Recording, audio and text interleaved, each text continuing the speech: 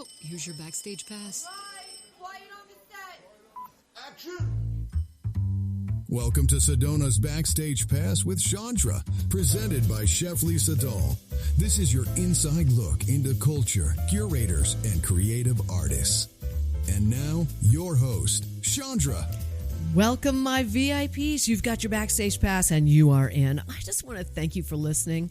I mean, really, you know, when you come here on Saturday or you tune in, you stream, and even if you listen to the show afterwards on Apple Podcasts, Spotify, all those places, I so appreciate you, really. And for those of you who are tuning in, it's wonderful to have you with me. Remember, those of you who are listening for the very first time, you can always hear Sedona's Backstage Pass live every Saturday at 10 a.m. on KAZM 106.5 FM, 780 AM, and streaming live on mellowmountainradio.com. All right, well, we got a great show for you, and I have to say, the kids in Weird Detention, which is now called High School Detention The Musical, we actually had them in the studio after we produced the movie, simply because Lazor Lanson had to go back to L.A. The kids were busy, so we recorded it knowing in advance that we were going to actually put this up sometime beginning of this year. Of course, now it's called High School Detention, the musical, instead of Weird Detention. So stick around for that. A lot of fun with the kids. And I'm going to segue right now into our events calendar, which is sponsored by Sedona Ballet. If you want to hear about all the wonderful things that they are doing, visit sedonaballet.org. They are terrific. They got some great stuff coming up for the spring, and I will be telling you about that later. You know, when we get into March, I'll talk about it. Okay, so let's talk about what is happening today. You're going to listen to the show, and then you're going to run over to the Verde Valley Comic Expo, which is in Cottonwood, and it runs from 10 to 4 p.m., so you got plenty of time. It's going to be happening at the Cottonwood Recreation Center. It's only for one day, and it's a celebration of comics and local artists and pop culture. Fantastic. Love it. There was a time when I wanted to be a comic strip artist. The truth. Yep. And then I realized I just wanted to do the voices. Just a little trivia there. Okay, of the characters.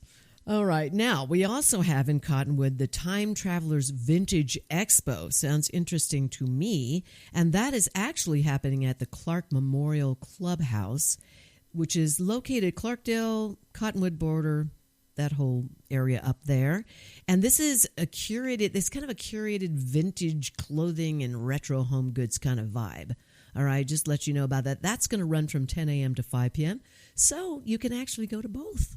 Go to the Verde Valley Comic Expo in Cottonwood at the Recreation Center there, and then run over to the Clark Memorial Clubhouse for the other wonderful event called Time Travelers Vintage Expo. Then, also in the same area, located at the Clark Memorial Clubhouse, same place, from 9 to 5, and it also runs on Sunday, the Mingus Gem and Mineral Show. You know, I rarely talk about what's going on in Cottonwood, and there's so much going on there, so check that out. That's going to be a lot of fun. All right, now let's run over to Mary Fisher Theater at the Sedona International Film Festival. Their indie films over there are fantastic. They also have a lot of events, like, for instance, the Sedona Poetry Slam is tonight. All right, the time of that is 7:30 p.m. It is at the Mary Fisher Theater. It is a high-energy, competitive spoken word sort of kind of a contest, okay?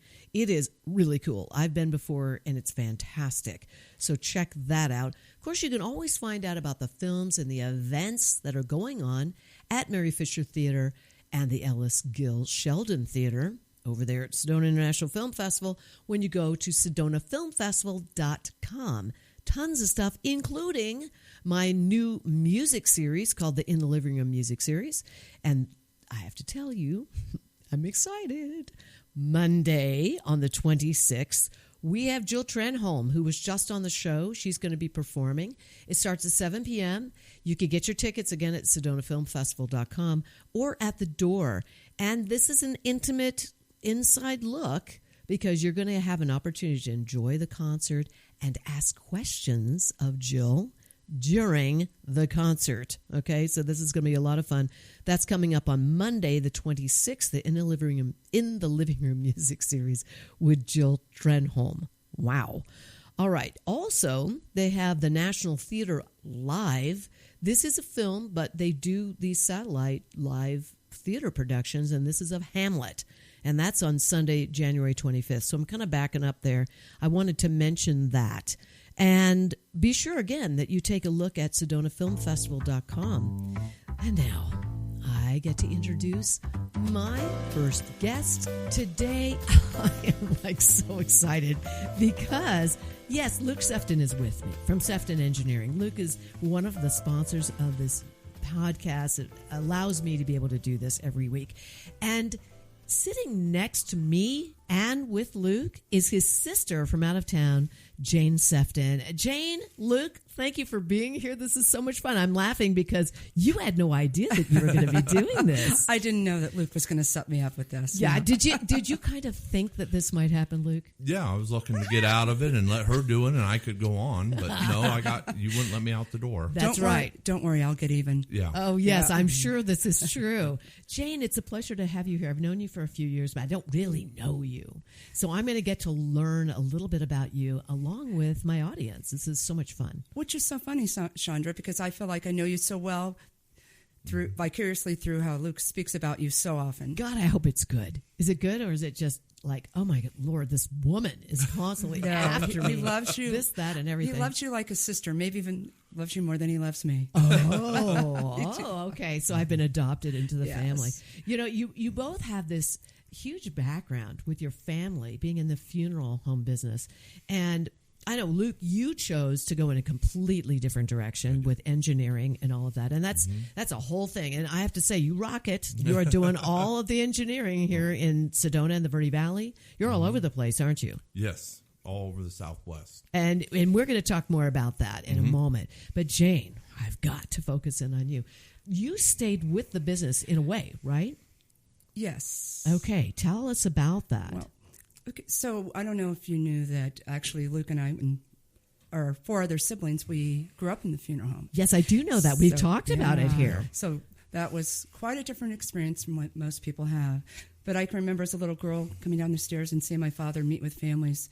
And, and back in the 70s, 80s, most people didn't pre-plan. And so I could just remember seeing all these grieving people, and it was just so depressing.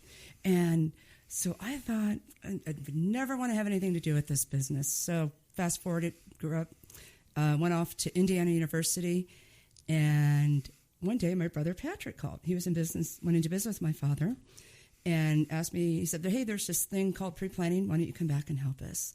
So I went back, and so as of today, I'm licensed in 35 states. Wow. And what I do is I travel around and work with funeral homes and talk about the advantages of pre-planning. I see. Nobody wants to talk about this, but I'll bet you do have an audience, Yes. don't you?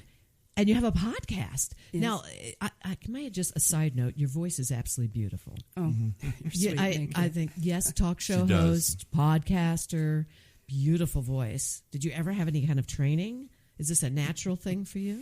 I just want to know. I just want to know. She calls me frantically. Yeah, He's yeah. going to, yeah. Luke trained This me. is all Yeah. new for her for doing the Changing. podcast. Yeah. I see. Okay. All right. Because I train people. I coach people with voice. And I have to tell you, you have a beautiful voice. Oh, well, thank you. And you're very confident. They used to say when I was little that I sounded like Peppermint Patty. Oh, my gosh. I hate to hear my voice. Chuck. Yeah, like that. Oh, my gosh. I love it. You had a low voice. Yeah, I did too as a kid. Yeah. So I love that. Okay. So now you decide to do this. So you graduate, right? I never thought I would be involved in the funeral industry. Okay. But then when people started planning in advance, and when our family's firm got into it, my brother Patrick, I went home and started working with my father and my brother. But I didn't want to stay in small-town Decatur, Indiana. So I started to branch out. And so, as I said earlier, that's why I'm licensed in 35 states and travel all around. And you have your own company, and it is called? Sefton Pre-Planning. Right. And so when did that come about? How many years has that been now? Oh, that's probably been about, I would say, 7-8 years ago. 7 or 8 years ago. Okay. And you've been in the business, though, for how long? Been in the business for doing this about 25 years. 25. Okay. Yeah. Yeah. All right. And so what is the most challenging part of your business? Because you're not speaking to families, are you? Or yes, you are speaking. Okay. To couples. To usually, there's several people in attendance. At these seminars, presentations. I mean, we could have 25, or we can have 125 people at each one. And there's Zoom. It's a Zoom. No. What I do usually when I travel around, working a funeral home wants me to come in and do a presentation on the advantages of pre-planning. I see. So probably the largest challenges of what I hear all the time is, oh, I don't want to talk about it, or just cremate me, throw me in the river, or put me in a pine box, bury me out back. But what people don't realize, it is so not about you. It's about those we leave behind to help them move forward. So I think everyone's life should be acknowledged in some manner. I don't care if you just have a party, but acknowledge that death, because you want to help those that we leave behind. You bring up a great point, because I unfortunately, and I suppose if you live long enough, you will definitely witness. If you live long enough, you're going to see your friends go, or relatives, and I've seen both, and I've sung at many. Tom too has sung at many memorial services and all kinds of different kinds of celebration of lives events, and it does make you feel better. It makes you. It's hard, yes, very difficult to sing for, but you do understand at one point that death is part of living, isn't it? Right, it is. And I tell everyone, because I think it's not a tangible thing, right? Because we don't know when it's going to happen, where, or how. So many people think, what I hear them say is, I'm just not sure what I want, and I'm not sure where I'm going to be. So I always say, just get a plan in place for today to protect your family tomorrow, knowing that most likely things will change, and we just adjust and make changes. Right. But have that plan, your wishes documented, just for when that day does come. And, Shondra, I'm going to ask you, I ask my audience this all the time, so I'll say my last seminar presentation was in California. Yes. And the few weeks before that, I was in Utah. So I can tell you what the mortality rate is in California and Utah. Do you have any idea what it is in Arizona? Oh, my gosh. I have no idea. I've never even thought of this. No. The mortality rate, are you talking about the age when people pass, or? How many people die? Every day? No. Or the mortality rate, Luke, do you know in Arizona what it is to me? Okay. 100%. 100%. Oh, of course. Boom. But no one thinks. You don't think of it like, okay, you make a point. You make a point. Okay. No one ever gets that right. Nobody gets that right, of course. And when you do it in advance, you can laugh about things and joke. But, it just makes it so much easier for your family. I think it's the same when you put a will together, isn't it? Yes. It feels so weird. Final. Right? And I've done this 3 times already with my husband, and it's because things change. Right. Things might get better, and so you're adding that to your will. And or circumstances change. There's changes with family or friends or whatever, relatives that maybe not around anymore, right? So I just wow. Yeah. So is it about it's about someone actually saying this is what I want, because it feels a little. It feels uncomfortable, isn't it? It's uncomfortable. Well, but once you start talking about it, and when you do it when you're healthy and you're able to make decisions, right. My father used to say this all the time, that death or funerals bring out the worst and best in families. Oh. So think about it. If you haven't done anything and death occurs, the emotions run high, and everyone thinks their children are all going to agree. Mm-hmm. And that does not the way it works. It's not right. But when it's all laid out, planned, and people know that it's exactly what you wanted, it just makes it so much easier. Yeah, you bring up a great She also has a lot of great tools through her seminars that she gives people, so they bring out those questions so they can make it a game where they can sit down with their families. Okay. So it makes it a little more fun or easy or something? Yeah. In a way? Yeah, you want to get people to talk, right? Yes. And not make it difficult. I have a question for you, because in today's age, nobody talks. Everybody's texting, everyone's emailing, and nobody gets on the phone or meets. Mm-hmm. And this is a conversation that people don't want to have necessarily. Maybe Right. one or two people out of a family, but nobody else. I'm sure you've seen this. Or there's that one person that doesn't want to. And how in the world do you get to people to talk? Well, it's usually men. I don't like to talk about it. It is, yes. Oh. It is. It's so funny. Is that because, so let me ask you, is that because, I'll just ask you why. Why is it men? I think it's hard for men. Men aren't that emotional. But, statistically, when you're looking at a couple, men are going to go first. That's what I was going to ask you. Yeah. Right. So then, it's left all up to the spouse and children to take care of.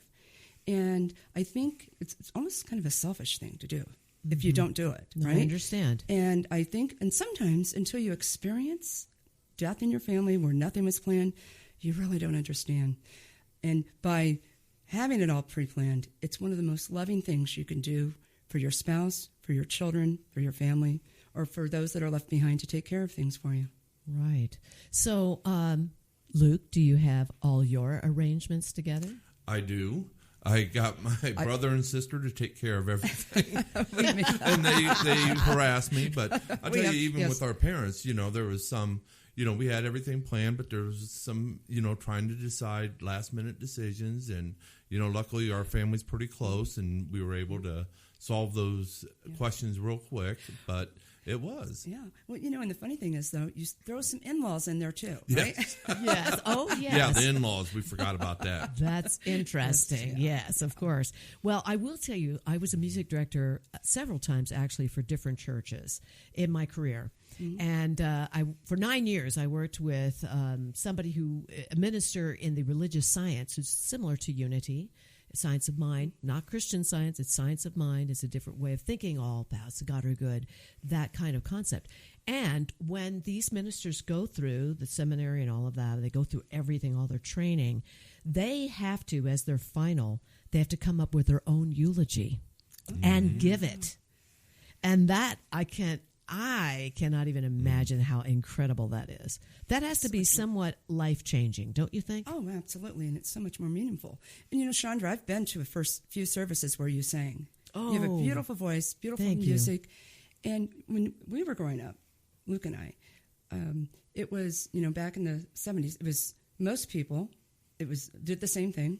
It was drawn out for days. It was all the same church hymns. It was, just dark, gloomy, depressing. Yeah. Today, it's changed so much. It should be a true celebration of that person's life. That's and you right. can do any kind of music. You can have musicians. You can have, and as I said earlier, it can be a party. It can be at a funeral home. It could be at a church. It can be at the park. It can be at a restaurant. It could be outside. It could be, but what it should be about celebrating that person's life. Yes, I have to say. And isn't it true that in Ireland, isn't it Wake? Isn't that what we're looking at over there? Yeah. Is that they actually drink and have a good time. Yeah. So it's like, wow. It's very different than our culture here. As a rule, I don't know, maybe people are drinking and having a good time. And I think that's excellent. So now, what is in the future for you? What are you looking? Are you looking to develop more of what you're doing or something different? Gosh, Just that's a curious. good question. You're asking me. I know, it's really off the cuff. And off it's the so cuff. funny you're asking me because my podcast this afternoon with the agents is Success in 2026. It starts right now. Okay. So, all right. And you don't have to answer it now because I can always get the answer from Luke next time. I do want to ask you, though, what was it like growing up being the sister of Luke Sefton? And I'm putting her on the spot, and I know if you could see Luke right now, he's like, "Oh, just be careful, careful, or no lunch for you, Missy." Yeah. Okay. Well, so there are 3 boys, 3 girls. I always say I have 3 amazing brothers and kind of 2 crazy sisters. Okay. All right. I got 3. Luke is my favorite youngest brother. Okay. But when you're growing up in the industry, and with 6 kids, you have to have a sense of humor. Right? I can't even imagine 6 kids and the business is a funeral home. Yeah. This is wild. How many have stayed in the business? Just my brother, Patrick. Okay. Yeah. And yourself? Yes. Right. But I always say I have the easy side of it. My brother, my father have the most difficult side. They meet with families on the worst day of their lives. Yeah, that's hard. I just try to help families in advance. But I couldn't do what they do. They're amazing. Yeah, that is a whole totally different ball game, completely different. Yeah. So you have to tell me at least one crazy, wild story that you have had from the past with your brother Luke. Just have to, I heard about the crazy time. Luke told it about his friend that he hid from in the dark. Scaring people. Scaring people. That was She's my older sister, and she was always taking care of us younger kids and looking after us and always looking out. She's the organizer. Okay, so you have a story. I know you have something. I'm trying to think of which one. Yeah, like what was the craziest story about growing up with Luke? I'm just curious. What was it with the baby powder and John? So our youngest sister, Luke and Jean, are like 10 months apart. Okay. And Jean was a preemie. So when Jean was born, she was in the hospital for a month and she was sick, whatever. So she came home and she cried all the time. And Luke would go in there with the baby powder and say, "It's okay, baby. It's okay, baby. Don't cry." Dumping baby. Opened it. Oh, no. Yeah. But, oh, my gosh. Oh, then there was a time, and I guess Dad won't hear this, but when he took, I think, didn't you take off in the hearse once? Took it to the drive-in. Oh my gosh! To the drive-in. Yes. Oh, the car. When our parents were out of town. Yeah. Oh my gosh! This is outrageous. Were your friends enamored with that? Yeah, it had to be the cool. No. They were not like, "Oh man, this is cool." No. So what happened? You took it? Took it. Yeah. Because he took a bunch of guys. And was that okay? Yeah, okay. and then I don't. And then there was the time that let's say I don't know if I should tell. Yeah. When so something that you usually don't do, but he hid in a casket, and my father walked in, and my, he's scared. He's scared. You people, scared. You scared your dad. Yeah. Well, it's just something you don't just crawl into a casket. No, you do not. But apparently, if you're Luke, you do, because you're a prankster. Well, being in that industry, you have to have a sense of humor, right? Because it does. You walk, it is the worst person, the day of their life, and you're dealing with that amount of emotion and stuff. That when you walk away, you have to do something to blow that steam. Yeah, exactly. And to do something. So, was Halloween fun? Did you look at things differently at Halloween? Like we all like. Well, it's funny. Once a year, everybody embraces death and scary. Yeah. I think we were taught to be respectful because of the family business during that time. Right. Yeah. We were always. Yeah. Right. So was Halloween even a thing growing up? Yeah, and Dad would do, the makeup and stuff, just as my brother did for his kids. They're great. He would cosmetize it. Yeah, do all the cosmetic and do that, and then dresses up. Yeah, and we had these old, old antique funeral equipment and recovery baskets. So often the local haunted house would borrow it all. Oh my every gosh. year to put in there. Of course. So. Yeah. Well, so. It's the only day out of the year that everybody's cool with death. Do you ever notice that? It's the only day. It's because we're all making fun of it. And I guess that is in some weird way, a way to handle it. Mm-hmm. Right? Mm-hmm. Right. That's so interesting. My gosh. So I'm going to ask you, Luke, what was the wildest thing that Jane ever did? And she was the responsible one. But She was always doing different things, and I was always her. I'll tell you, when I was born, I was apparently her new baby doll. Oh, there could be some fun there. Yeah, she thought mom and dad, but then, are you the next? Are you the next eldest, or no? I'm the next youngest. Oh, so there's a brother between us. Yes. And then I still have not lived down the day that I was born. Ruined Jane's birthday party at school. Yes. So she has a summer birthday party. So, yes. I was born in June. Okay. And Luke was born on May 25th. And I was in nursery school or kindergarten. And the last day of school, if you didn't have your birthday during the school year, because on your birthday you always took a treat in, I was so excited for that last day of school, had my treats. And then my mom went into labor and my dad took the rest of us to my grandmother's, who was about 5 hours away, and I didn't get to take my treats to school. I was devastated. So, Luke, you're a spoiler. You are like at center stage. Yep, Boom. and I've been paying for it every year since. Yeah, and Right. and then there's the other story. In first grade, my parents went to a parent-teacher conference, and they said, Jane, they said the nun actually said, Jane is such a happy child. Look at this picture she made of you and your family. My mom brought it home, and she said, honey, Sister Helen Marie said you are so happy, and this is a great picture, but why isn't Luke in this picture? I didn't have room for him. Oh, my gosh. That is so funny. Yeah. You two are very close, aren't you, now? Yeah.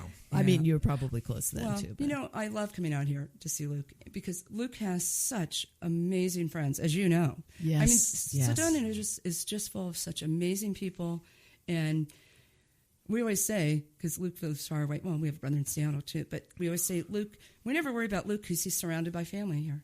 Well, I have to tell you, you are one of the gems of Sedona, Luke, and I can testify to this because I have seen all the things that you do in the community, and you have a very big heart, very generous.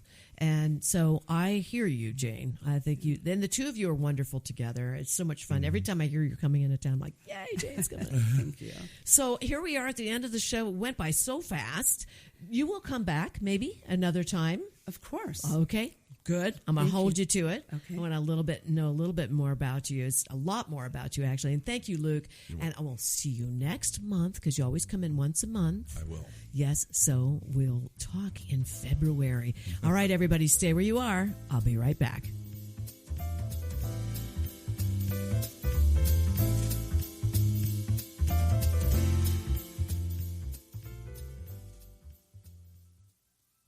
You can taste it in every bite. For over 30 years, Chef Lisa Dahl has redefined what it means to dine in Sedona, serving soulful, handcrafted cuisine inspired by love, artistry, and community. From the wood-fired kitchens of Mariposa to the couture flair of Butterfly Burger, every experience is elevated, every ingredient intentional. To learn more about Lisa Dahl and the Dahl restaurants, please visit cheflisadahl.com. Need a clean car fast? Come to Cleaner, Quicker Car Wash. We'll have you sparkling and back on the road in minutes. Whether you're after a quick shine or a deep clean, you'll get top quality service, eco-friendly soaps, and smiles all around. Drive up, shine up, and feel good, all without slowing down your day, and look like a star in your car. Located in West Sedona on Highway 89A. For more information, visit cleanerquickercarwash.com. Here's more of Sedona's Backstage Pass with Shondra, presented by the Dahl Group. Thank you for staying with me. I'm really excited to have three amazing individuals who I know very well. Actually, they are, or have been, and still are, private students of mine. I'm going to introduce you to them. Here's a really cool part. They were stars and are stars in Dev Ross's film, mine as well. We just produced this in July. It's actually happened. Weird Detention. I've been telling you a lot about them. Thank you guys for being here. I'm going to introduce you. We've got Ajna Masters. Hello. We have Sarah Orbe. Hi. And we have Lazor Lanson. Hello. They're in the house. Oh, you're in for fun because already we've already gone down the path of age and all kinds of interesting things that we've been talking about here before you came and, before, well, you know what I'm saying. Before you showed up on the scene. Before you joined us. Oh, that's right. Before you guys were here, when I introduced them. So anyway, Weird Detention. So we produced and made this movie. The three of you are in this. How do you feel that now it's done? What do you think? It's exciting. It's really it happened. It happened. Shondra first came to me when I was 14, and now we were just talking about age. I'm 20, which feels like old, but I was 14 when she came to me, and we did the first read-through in a Starbucks. Yes. That was when I was introduced to it, at least. Yes. And Yeah, so it's been 6 years of a journey. And now it's happened. I know. I got to just say, you are amazing in this. Truly. I mean, when you see it, everybody, you're going to see all the things that Lazor can actually do with movement. Our choreographer, how did it feel to work with a choreographer who worked with Bob Fosse? She was in Chicago, not the state, not the city, rather, but she was in the production of Chicago, the Broadway production. Yes, Bob Fosse, and of course she's been a choreographer for many, many, many years, and working in Los Angeles, at a big studio there. How did it feel? Amazing. I mean, I wasn't sure we'd have a choreographer. I didn't know, so when we found out we had a choreographer, it was really exciting, a little intimidating because dance has always been something that is not primary to me, So when I found out we had a choreographer, it was a little bit of a relief because I knew, okay, at least I'm not going to be choreographing this. That would be awful. So, but working with her was really great, and she really brought out what I could do. Like, she met me where I was at and brought out the things that I was able to do and make them work and look cool for the movie, hopefully. Yes, she's terrific. Danielle, if you're listening, Danielle Dodd-Stewart. Oh, my gosh. She's incredible. She's amazing. Thank you so much. And you know what? I want you to know that was just in a hair salon. Dev Ross is sitting there getting her haircut, and she overhears somebody saying, I need to find work here. I need to get busy. Yeah. And that was Danielle.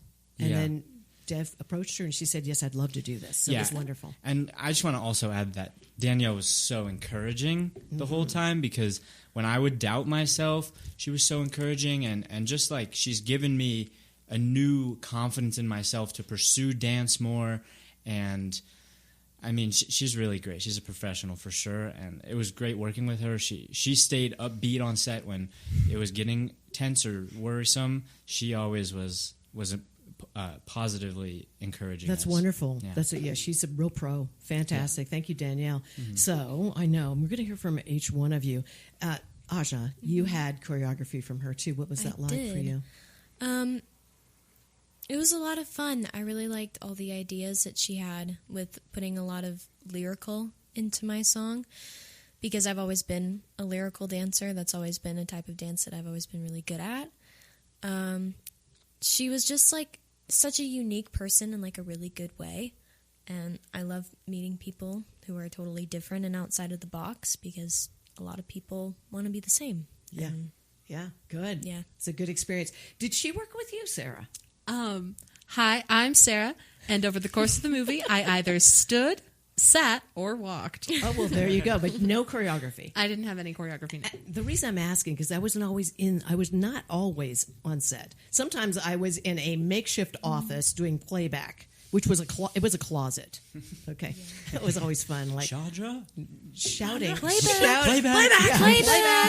Oh my gosh. I'm like, oh God, if this woman screams at me one more time on a walkie-talkie. Anyway, but that's what we do. We do all kinds of interesting things on film sets. So now let me just ask you, Sarah, let's talk to you for a second here. Okay. You are not the character at all of Kat. Kat is a bully. She's mean. And I know when you first got acquainted with the character, you read Kat's Rant, which I wrote. It's a poetry slam. How did it feel for you to actually be doing this now on set? Because that was like a couple of years ago. It was so not full circle. Actually, yeah, that's exactly the phrase I was looking for. Lovely. It was really weird because I remember it was just a piece and I didn't know what it was the very first time I read it. It was like my second or third lesson, and we're working on cold reads because it was audition season. You're like, here, read this for fun. Why don't you? Oh, I know. I was like, let's see what's in this girl. Started her so quick. I know, really, because I knew that you were talented because you had done some things for me, and I thought, I wonder, and of course we were looking, and so then you read it, and then you were like, I was impressed. Just saying. Go ahead. You. But I just remember reading it. I was like, what play is this from? Just because like it has like very specific callbacks that like make sense in the context of a movie or a show or whatever. But on its own, I was like, what am I talking about? Okay, I'm just gonna act it now. But getting to do it on set was really nice. It was like, again, a full circle moment, if I can recycle that phrase again. That was also a full circle moment. It was also a full circle. There it was. There it was again. Yes. So, okay, good. Awesome. Was it intimidating to do that in front of everybody? I'm just curious. It's a heavy piece. It's very, very, very heavy. It definitely was. With it being so heavy and also doing it on film, that became really rough because I recently found out that film is the art of standing and waiting and doing things again and again and again and again. And when you're on stage and you have a monologue, it's you do it and it's over. And they would do that when they had the overshots. And I would do it and it's over. I was like, okay, we're done. And they're like, okay, we're just going to reset everything. Now do that again. And I was like, oh, and okay, now do it again. And now do it again. Did you cry in that part? We need you to cry again. And I was just like, what? Oh, I know. It really is. It is such a different kind of medium. Yeah, that is tough. Probably because, you may have given everything. Now you're going to do it differently. Now you have to pull back. Yeah. Then they would need me to run from certain lines. So I'm like, okay, where am I at emotionally now? Oh, yeah. I don't know where I am. I know, because it was in sections sometimes. Yeah, that was tough. What was the hardest part for you, Lazor, in this? What would you say? Or the most challenging? Most challenging part? Mm-hmm. Probably my I'm Smart. The dance number. Singing along with the dance was a lot of energy. I know, right? And then just like Sarah just mentioned, it's not a play. You don't just do it once. You do it 17 times. How many times did you do that backflip? I think I did the backflip 6 or 7 times. Yeah, 6 or 7 times.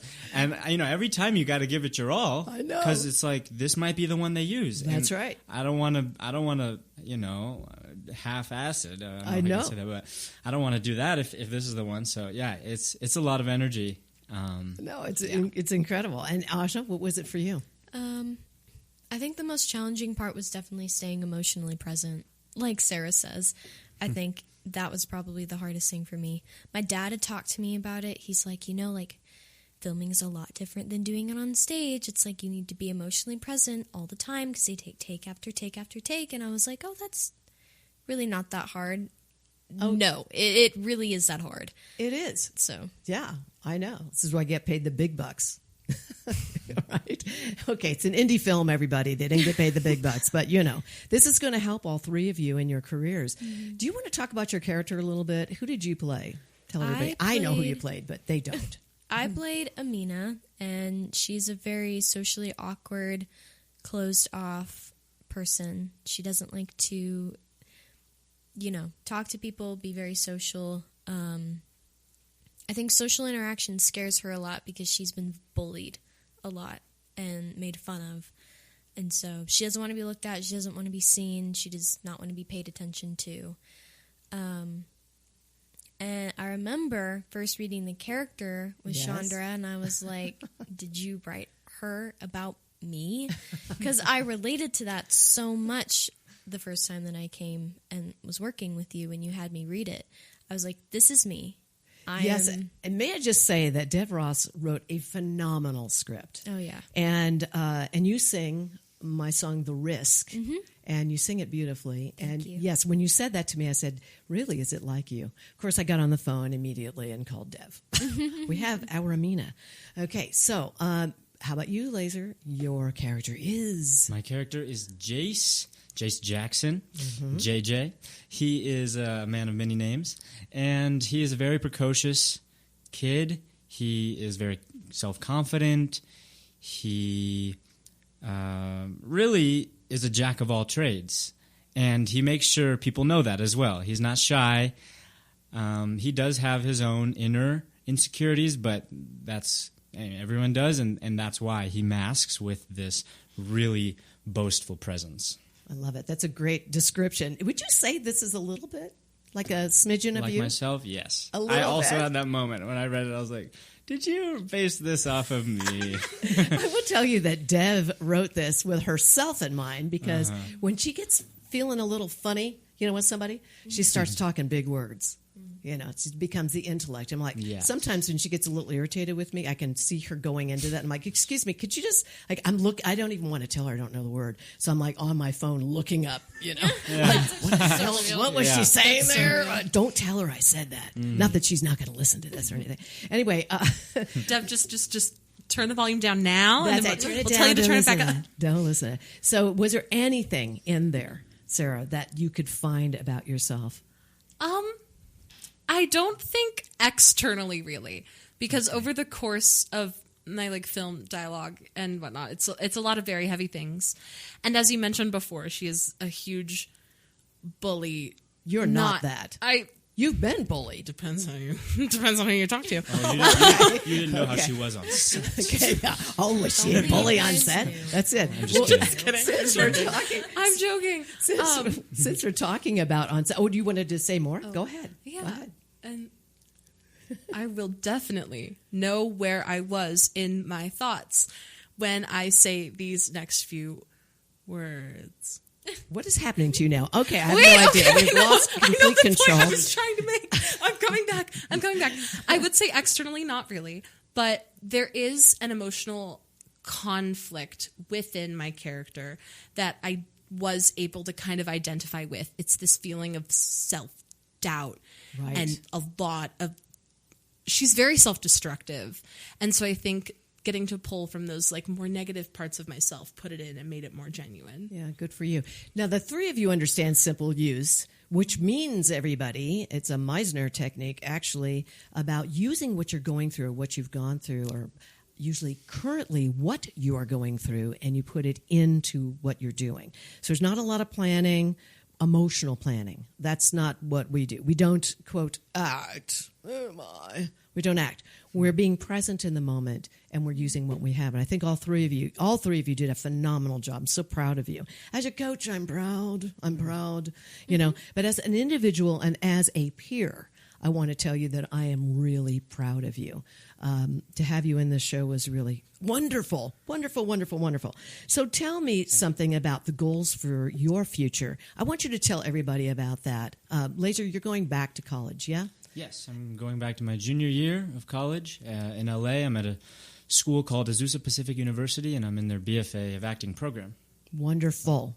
Third year. Sarah, I know that you have been very shy to mention this, but I think you need to at least tell everybody where you've been accepted into. I've been accepted into the Neighborhood Playhouse in Manhattan, New York City. I'm hoping to attend there this fall. Yes. Yeah. It's exciting. I mean, I'm thrilled for you. And, you know, Neighborhood Playhouse is, let me just say, it's part of also, NYU, right? They use Neighborhood Playhouse, Circle and Square, as part of their campus. It's not a direct offshoot. However, it is one of the places where they do send their acting BFA students. That's wonderful. Ajna? Right now, I am a junior at Mingus Union High School. But when I graduate, I hope to be going to Berklee College of Music in Boston or some type of music-centered performing arts college. Right. All three of you, huge careers ahead of you. Truthfully, really, I'm just going to tell you, the acting is superb. What was it like working with the other actors, the divas? We had Susie Showmaker. And Lorinda Smith Hawkins and Yuki. Oh my gosh, these amazing singers. Did you love them? Did you get along with them? Yes, we love them so much. Weren't they wonderful? They were great. So much fun. They brought so much energy to the set. Weren't they incredible? Yeah. It was exactly what we hoped for. They're just wonderful. Absolutely. Live, laugh, love the divas. Yeah, genuinely. Oh my goodness. Right. Okay, so now what was the most exciting moment on set? I think the most exciting moment on set for me was getting to work with my dad. Oh, yes. So everybody, you know, those of you who are residents know this gentleman. I've been on stage with him many, many, many times. I love him. He's a phenomenal actor, Ajna Masters. And he was in the movie playing your dad. Mm-hmm. My dad played my dad. What was that like? It was a lot of things. It was exciting because I've never worked with my dad, but I think I've inherited my want to act from him, given he loves it so much. Given recent events, I think working with him was healing in a way. Wonderful. I think, and that was a really interesting and new experience that I've never felt before. So it was amazing. The two of you were spectacular together. Talk about holding your moments. Every time every time it was a cut, the two of you stayed in the moment. I loved it. Sarah, what was the most difficult moment for you? Or I should say exciting moment. What was the most exciting moment for you?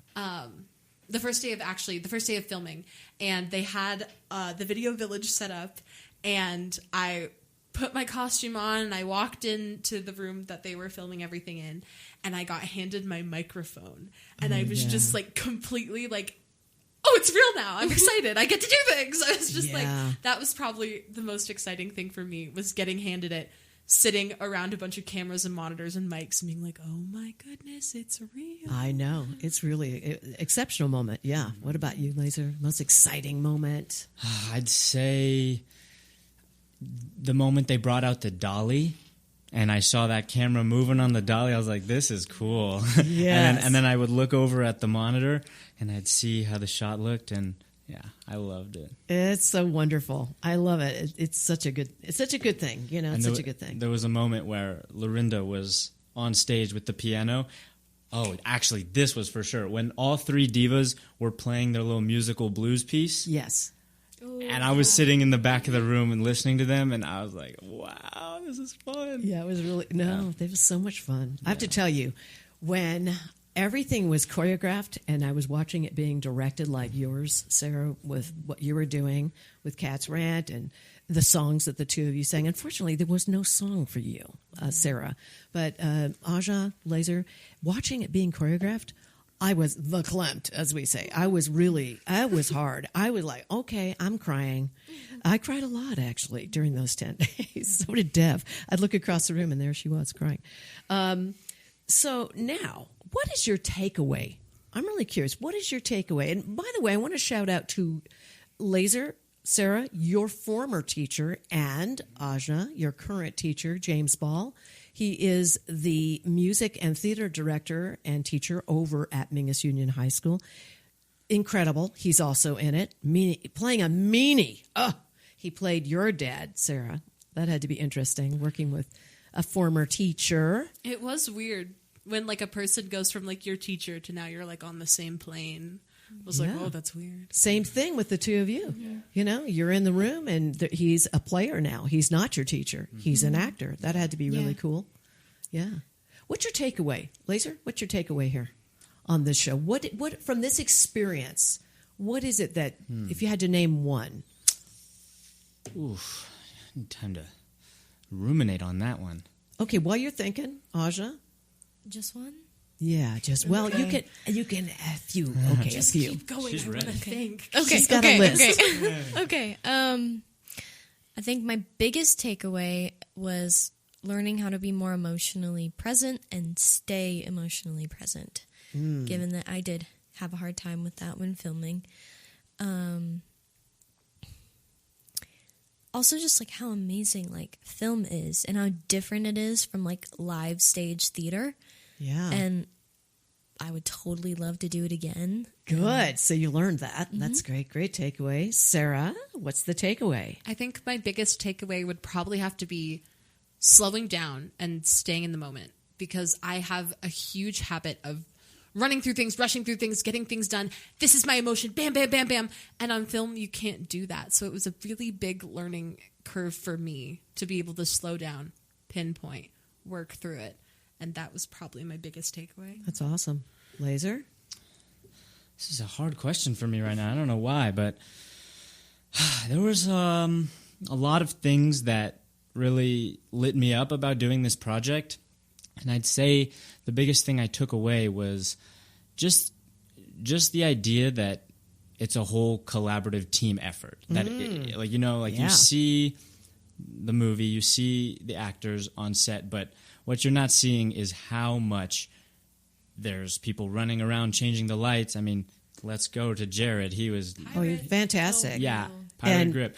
And Mike Chesworth, Amy Waddell, Waddell, Margaret Knight as yes. too. I mean, there was so, and that's just scratching the surface. There was so many people running around, grabbing things, grabbing water for us, helping. So that's my biggest takeaway is really just how how much of a production it is and how much you can appreciate how much goes into it. And I'm sure Shondra can speak on how much went into it pre-production. Oh, it was insane. It's a collaborative effort, I would say, definitely. Well, we have run out of time. I can't believe it. Thank you, the three of you. I want to let you know that for those of you listening, that this movie will hopefully premiere first at the Sedona International Film Festival. Yay. That's what we're hoping for. We are in post-production right now. Woo-hoo. There is a brand new song being written. I'm writing lyrics to it. I'm excited about it. Yes, they didn't even know. Yes. No, we didn't know. And it's exciting. So Weird Detention, if you want to know more about it, weirddetention.com. On Facebook, we have a page, Weird Detention. The movie, make sure you follow these three, Lazor Lanson, Sarah Orbe, Ajna Masters. Thank you three for being here. Thanks so much. And I will be right back.